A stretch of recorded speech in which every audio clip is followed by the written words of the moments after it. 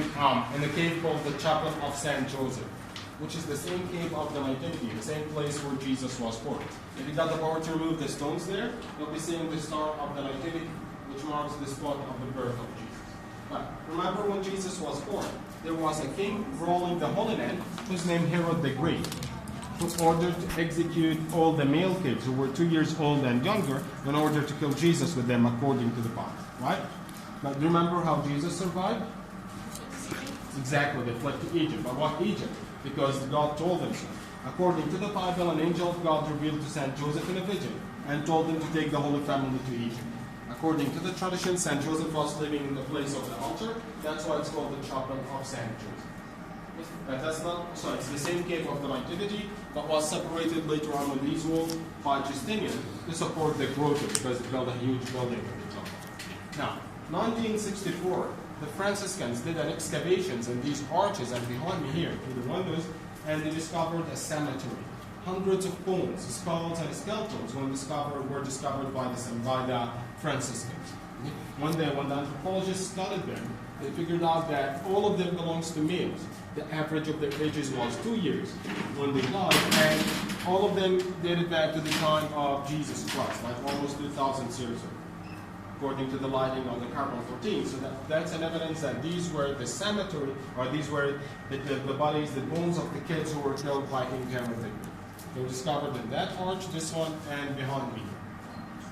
Okay? So now, how they came here, nobody knows, but probably we think that some priest or monk or saint later on, right after the massacre, collected their bodies and prepared them again in the same cave of the Nativity, the burial place of Jesus.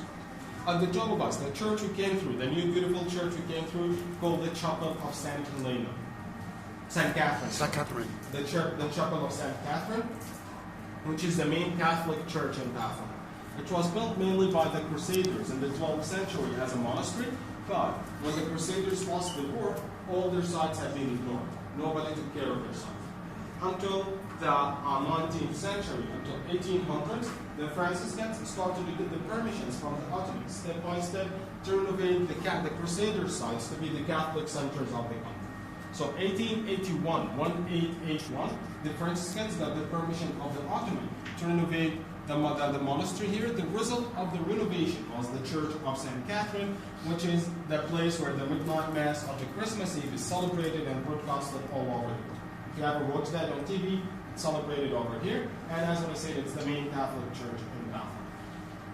Okay. Now, in order to give you an idea how the cave of the Nativity, or the spot where Jesus was born, looks like, I want you to kindly follow me through this tunnel.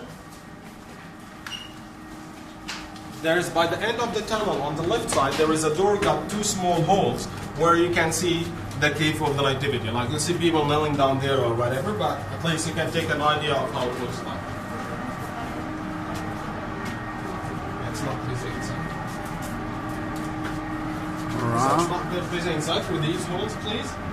One here and one here. You can have a look. And from here you can see a little bit of the Nativity.